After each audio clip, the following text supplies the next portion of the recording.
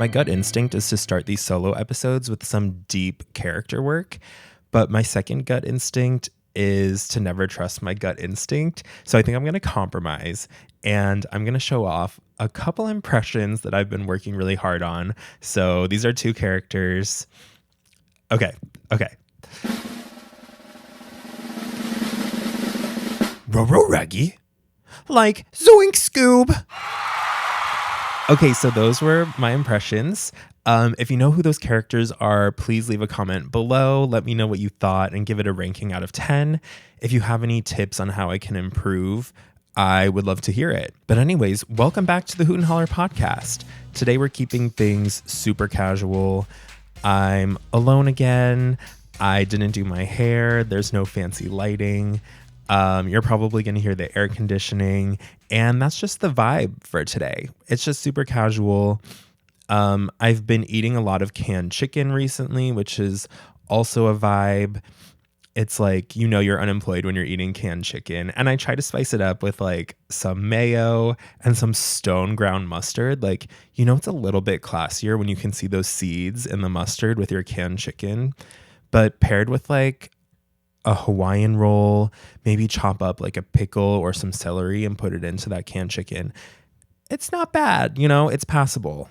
It's lunch and it's cheap and I'm getting all the macronutrients that I need. So there's no shame. There's no shame in eating some canned chicken. I recently attended the LA Times Festival of Books, which is like a big farmers market style event where there's a bunch of booths and tents, but instead of selling fresh produce and vegetables and meat, they're selling books. And it's pretty cool because each of the booths represents maybe like an individual author or an artist or a publishing company. Some of them were even specific to genres. And you can really just go browse, talk to vendors, figure out like what kind of books they're selling, what's the vibe, what's the feeling, and find some new stories that you've never heard of before. The unfortunate thing is that this event took place on the USC campus, and this is a Bruin household, as you all know. So that was a big con in the pros and cons list. But I will say the campus was beautiful, and they had a kava right in the middle of the quad, which is a huge win for all the students. I mean, if you can get up and go get a kava bowl for lunch every day, you're living the dream. You're truly living the dream. So congratulations, USC students. You won this battle, but UCLA will win the war. Back to the festival, I had two key takeaways from this event.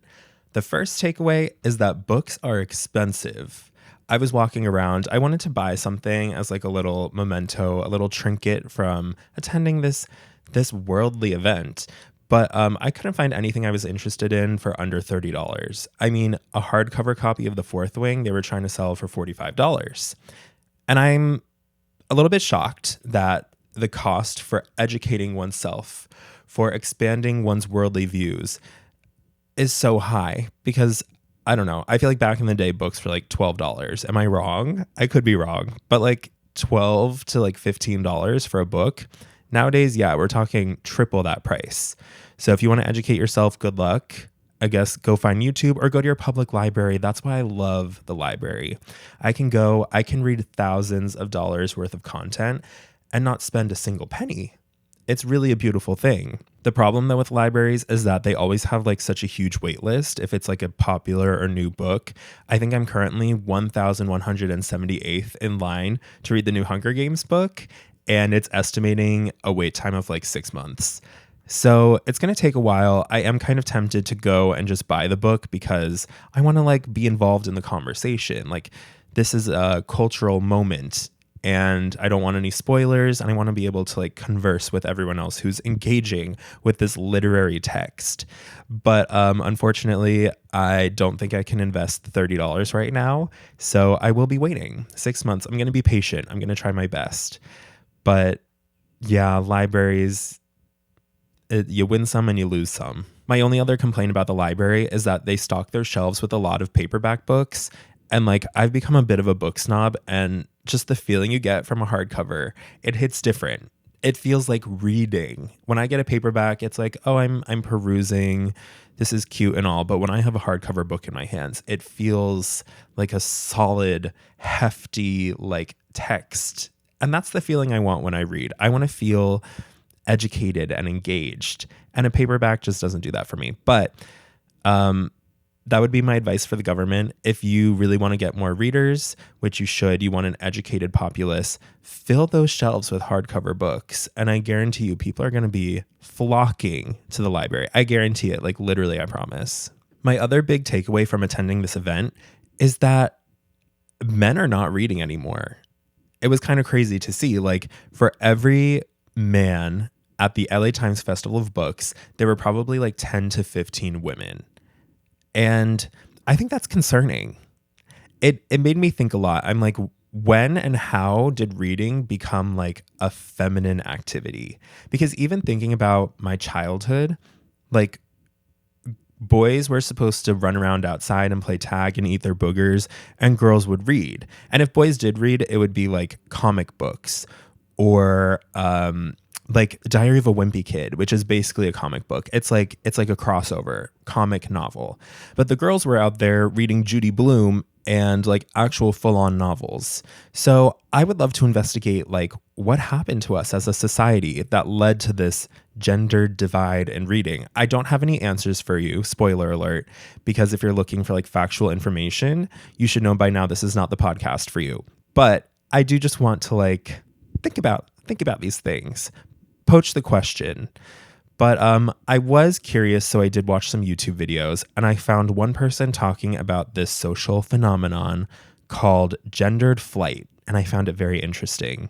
Basically, the concept is like, as soon as women enter a male-dominated career or hobby or field of some sort, the men flee that space. And then we collectively as a society like devalue that space. So a good example that they gave was nursing or teaching, which both used to be like male dominated fields.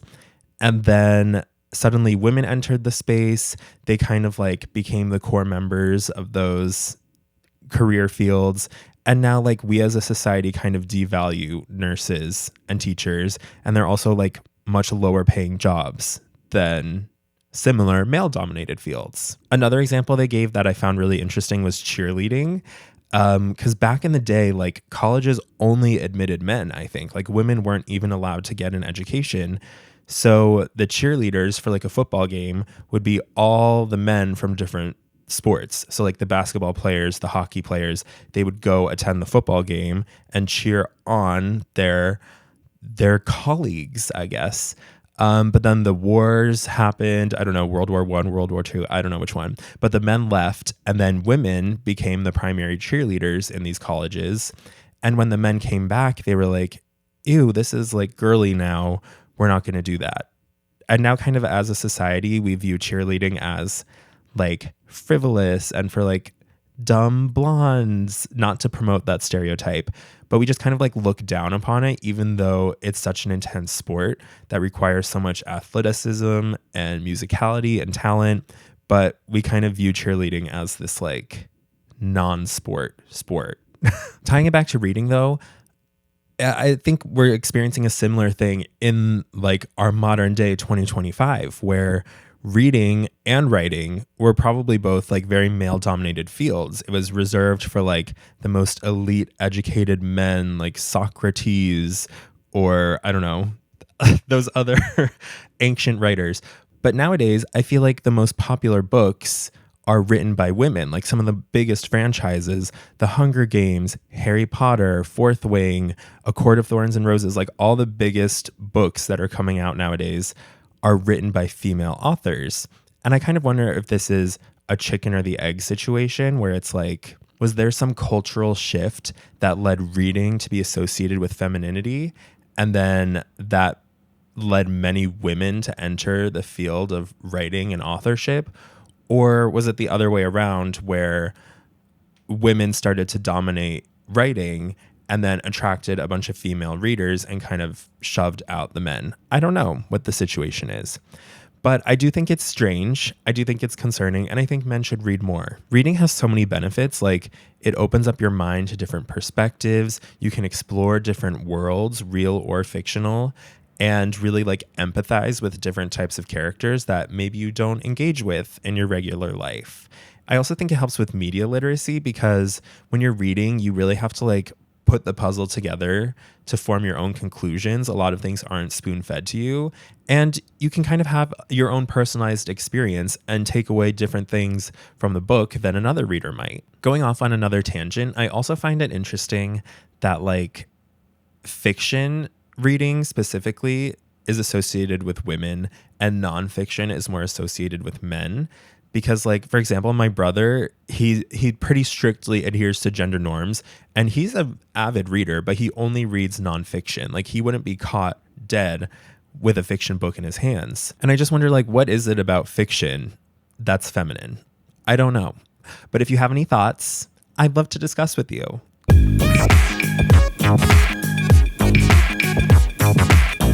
In today's Pop Corner, I'd like to talk about a trio of movies that I saw recently. The first one is The Accountant Squared, or The Accountant 2. I'm not really sure what the director had in mind, but these graphic designers are getting very bold. Another example is The Thunderbolts asterisk. I haven't seen that movie, so I don't know if there's like a relevant plot point as to why there's an asterisk after Thunderbolts in the title. But I can confirm that in The Accountant Squared, there's no reason for it to be squared. I feel like they were trying to make like a pun of some sort because like accountants use math, and in math you square things. But I don't know, accountants, if you're out there listening, let me know, how often are you squaring things? I feel like you're mostly adding, subtracting, multiplying like profits and balance sheets. So I don't know. It's very interesting, but I did enjoy this movie, The Accountant Squared. It was quite a strange one, to be honest. My feeling after I left the theater was that I just consumed an entire season's worth of television. And I don't know what it was about it, if it was like the pacing or the content of the movie, but it really did feel like this very expansive story that explored its characters. Sorry, I totally forgot to explain the premise of the movie. So basically, Ben Affleck is autistic and he kills people. So that's all you need to know. But the movie took a lot of time to explore these character moments, or like little vignettes, if you will, that I feel like a lot of action movies don't do anymore. For example, they showed how Ben Affleck's dating life is affected by his autism or his mental abilities. And they explored how his relationship with his brother has evolved over the years into adulthood, and how his brother is lonely and wants to like go on this saga of adopting a puppy, and they go like square dancing together. I don't know. It just took a lot of time and explored these like facets of the character that I think added a lot of heart and made you care about the characters a lot more. And then they go out and they kill people. And it was a really fun watch. There were a lot of like sweet moments. There's this whole side plot where there's this school of autistic children, and they like are basically hackers and they help Ben Affleck on his missions and stuff. But then there's really dark elements of the story too. Like, these human traffickers are keeping the children of their customers hostage, basically as leverage. And then they're about to go like dig a hole and put all the children in the hole and kill them all. So these elements like don't feel like they should work, but somehow it did. And I really enjoyed watching the movie. And I never saw The Accountant 1. So I think some of these characters maybe are recurring, like the school for autistic children. And I'm not sure if Ben Affleck's brother is also in the first movie, but I still enjoyed it and followed the plot completely fine, just going into the second one blind. So if you're not sensitive to dead children, definitely check this one out. The next movie I watched is called Warfare. And the premise of this movie is that it takes place in the Afghanistan war, I think. And we're following this group of American soldiers in real time. So I think the movie is about 90 minutes, and we're following these soldiers for 90 minutes of like actual activity that happened in the war. And this one I also enjoyed, but enjoy is like in air quotes because it was horrifying. It was very violent and scary and tense. So like I'm not going to watch it again, but I do think it was a very compelling film and it was very well made with like an interesting story. And I also think it's an important story because this movie did not glorify warfare at all. It felt very real and very scary. And compared to other movies, I'm just trying to think. I don't know. I feel like I'm not a big war person, but I feel like a lot of war movies glorify the fighting and the heroism of it all. But this was just like heartbreaking. And you're watching these soldiers go through something so traumatic and watching their friends just die and seeing all the graphic blood and gore and violence of it all. It was very scary. But I am glad I saw the movie. And again, I think it was very well made. And then the end like made me extra emotional because during the credits, they showed the actor paired next to a photo of like the real life soldier. And that just made the whole story hit harder because you're like, yes, that was horrifying to watch. And yes, these are like real people. And now you're seeing the actual people that lived through this and then had to go back to America and like try to live normal lives after that experience. And I can't even imagine how difficult that is. So it definitely put things into perspective. It's definitely a movie that'll give you some like empathy for people who have gone through these experiences. And I think I do recommend you watch it, but just know what you're getting in for and that it might traumatize you a little bit. The third and final movie I want to talk about today is called Sinners. And Sinners has taken the world by storm for some reason. People are eating this movie up. They're really loving it. They're talking about it on social media. But I personally am perplexed. I don't really understand why it's getting so much hype because I didn't enjoy it personally. The premise of the movie is spelled out for us at the very beginning. We have some like omniscient narrator who does voiceover and explains that throughout history, there have been very powerful musicians whose music has the capability to like bond and unite and heal people. But this music also attracts demons who want to leech off that musical energy and use it for their evil biddings. So that's exactly what happens in the movie. It's really spelled out for us. But I found for like a quote unquote horror movie, this whole story was lacking tension and scares the entire time. The whole like first 90 minutes of the movie felt more like an Avengers movie to me, where it's about these guys and they're like traveling around the town, collecting their team and like building up this group to open a musical bar.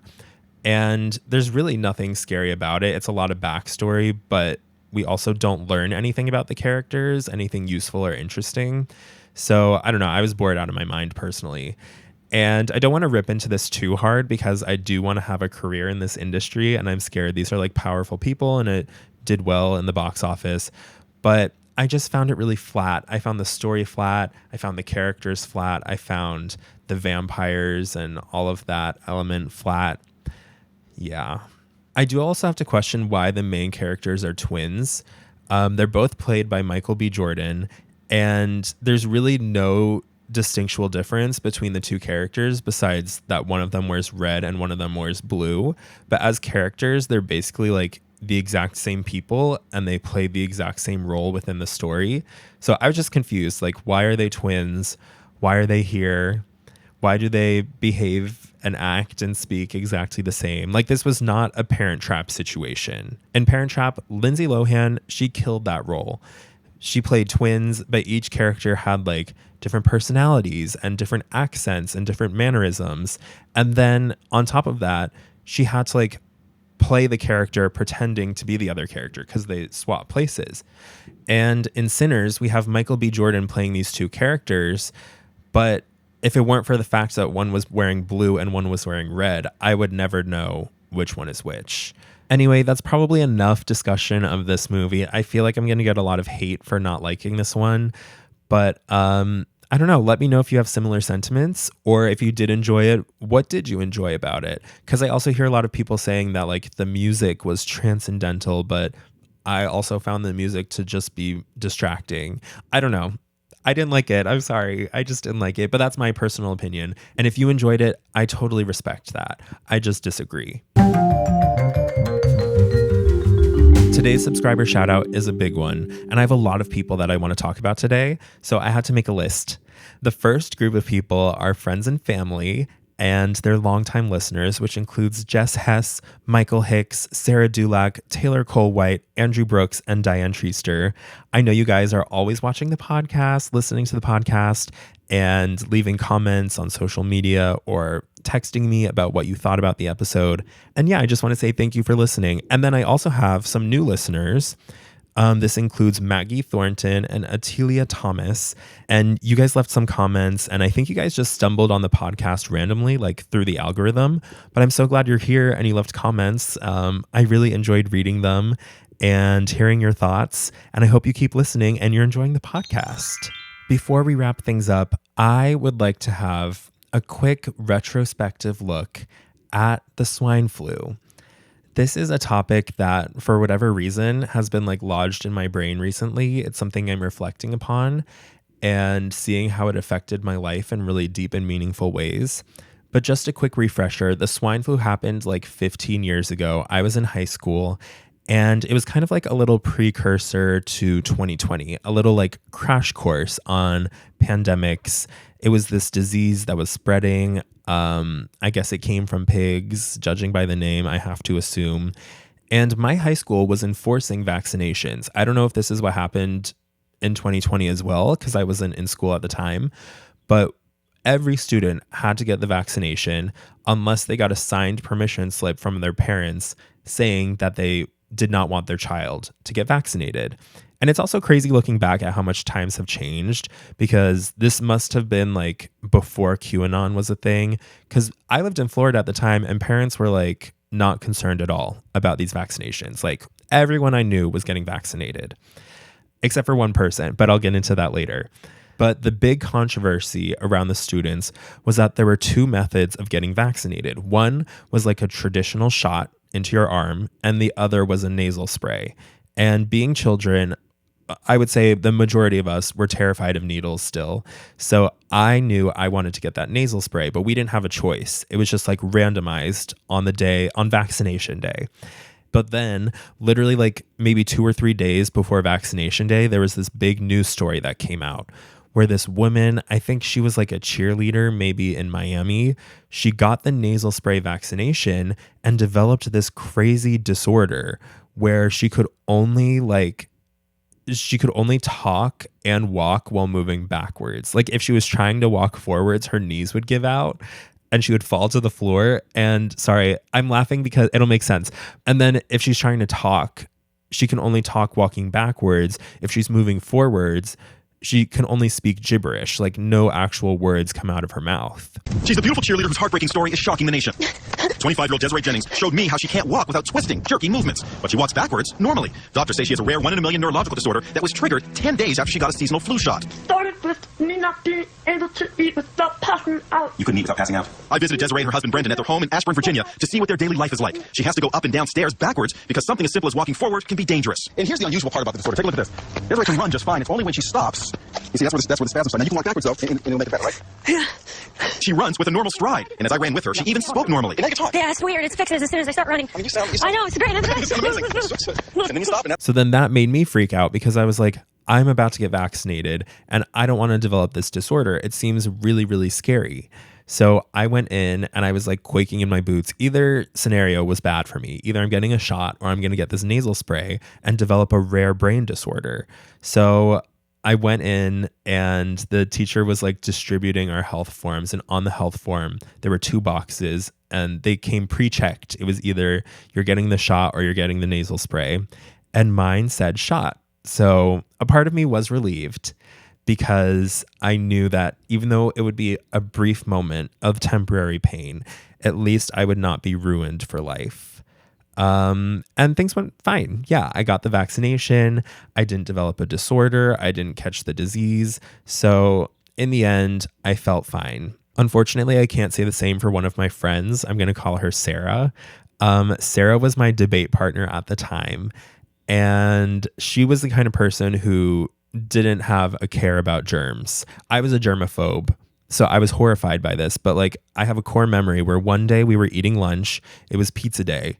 And she dropped her slice of pizza on the ground, like on the dirty cement floor, because we ate outside. And she had literally like the pepperoni cheese side pressed to cement, and she picked it off the floor and she ate it. And I was horrified, and she's like, oh, it's fine, like 5-second rule, ha ha. But I was scared. So anyway, she was the one person that did not get vaccinated, as far as I know. And she got swine flu. And she said it was horrible. She was out of school for like 3 weeks, just recovering from this sickness. So anyway, that's your daily reminder to get vaccinated. Oh, the other update I wanted to give about this story is that I think years later, it came out that this cheerleader's brain disorder was a hoax. But I do have to give her credit and applaud her a bit, because she chose this disorder that was complicated and required like a lot of acting and skill. And she was able to pull it off for years, apparently. Like, I was convinced by the news story. She looked like she had a disorder. But yeah, it turns out she was lying. She did it all for clout and probably like a GoFundMe maybe.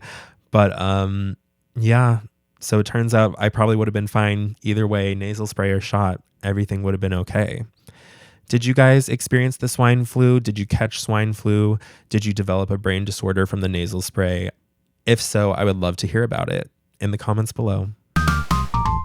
Sadly, this solo episode is coming to a close. But before we wrap things up, it's time for everyone's favorite part of the Hoot and Holler podcast, the Hoot and Holler. For those of you who are unfamiliar, the Hoot is something that you love, and the Holler is something that you hate. So I'm going to keep things really short and quick today. My Hoot is the Braided Brioche Loaf from Trader Joe's. This stuff is incredible, and if you have a local Trader Joe's, you need to run out and get yourself a Braided Brioche Loaf ASAP, because it's going to change your life. The brioche is light. It's fluffy. It has a cloud-like texture. It's so soft. It melts in your mouth practically. It has a little bit of sweetness, but it's just the perfect bread. And I don't know if we can legally call it bread, because Trader Joe's calls it a loaf. And I'm wondering if this is similar to that situation like 10 years ago where Subway was no longer allowed to call their bread legally in like Canada, I think. Because the sugar content was so high, they legally had to qualify it as cake. They didn't have that problem in the US because clearly our food laws are a joke. But it does make me wonder, is this braided brioche actually cake? Because I've been eating it as dessert. It's that good. Like, it's so sweet. It's so delicious and soft. And at the same time, it makes me feel better than going out and getting ice cream or eating a slice of cake. It's a braided brioche loaf. It's not dessert. But yeah, it's great. I eat it in a lot of different ways. As I mentioned, I eat it as dessert, but I also use it for sandwiches. And if you make French toast, I have to imagine this would be the most delicious French toast in the world. It's also crazy because it comes like wrapped in paper. Like, it's individually sliced, but the slices are wrapped in paper. And you have to peel the paper off. It just feels like a very luxe experience. Like, this is fine dining from Trader Joe's. And that's my Hoot for the week. My Holler this week is LinkedIn. And I know I talked a lot about LinkedIn in my unemployment episode, so I'm going to try not to retread too much territory here. But I think LinkedIn is very toxic. It's just a toxic workplace. It's a toxic social media. I've never gone on LinkedIn and left feeling good about myself, because literally the only point of that platform is to brag about yourself, to show off, to prove that you're a better employee, a better worker than everyone else on the platform, so that you can get followers and eventually get jobs. I know a lot of people don't like Instagram because they go on and they say they see their friends living these perfect lives and it makes them feel inadequate. But I really think LinkedIn takes it to like a whole other level. And it's scary. And I don't feel good about it. Another downside of LinkedIn is that they have all these job listings. You get excited. You see something that you're a perfect match for. And then it tells you right on the listing, it says 8,953 people have already applied to this position. And you're like, okay, so what's the point of applying? Why is it showing me these numbers? It's really discouraging me from putting my name out there, because who am I compared to these 8,000 other people? And then the other thing you can do is try to like follow specific recruiters or specific companies and wait for them to make a personalized post where they talk about upcoming listings at the company. But then there you'll see a bunch of people engaging in the comment section. You'll see comments from 1,000 different people below those posts, and they're all showing off their experience, talking about their accomplishments. And you have to sit there and read those before you post your comment to try to get attention. And you just feel bad. You're like, this person did exactly what I did, but a little bit better. This person did exactly what I did, but worked in the industry for 2 years more. And it's just like, why would they pick me? But the thing that triggered this as my holler is the LinkedIn Premium feature, because LinkedIn locks a lot of their features behind a paywall. If you want to talk directly to a recruiter, you have to pay. If you want to see a recruiter or a company's contact information, you have to pay. So I was getting really desperate in my job search, and I decided I'm going to do the free trial for 7 days and see if this completely transforms my job search as promised in the advertisements. So I signed up and I messaged a bunch of recruiters, and still, like, none of them get back to me. Yes, I can message them now, but they still don't take the time to respond. So every time I'm on LinkedIn, I'm like, I hate it here and I'd like to leave, but I feel like you can't because it's like the major job platform out there. So it's unfortunate. I'm dealing with it, but I'm not happy about it. All right, well, that's all I have for today. I hope you enjoyed listening to the Hoot and Holler podcast because I enjoyed having you here. If you want to be a true Hooter, please subscribe, comment, and like this video, and also check out all of our platforms. We're on TikTok, Instagram, YouTube, Apple Podcasts, Spotify, all the stuff. We are out there. It's been such a pleasure having you here, but unfortunately, I have to go. So I gotta go. Bye.